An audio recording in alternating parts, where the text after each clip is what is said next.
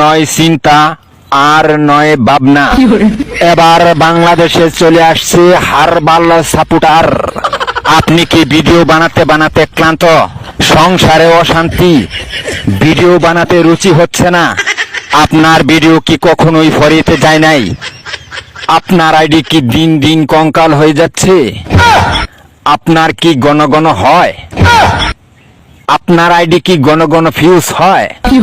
Like view হয় না? এক ফাইলই যথেষ্ট। আপনার আইডিকে করে তুলুন সুঠাম দেহের অধিকারী।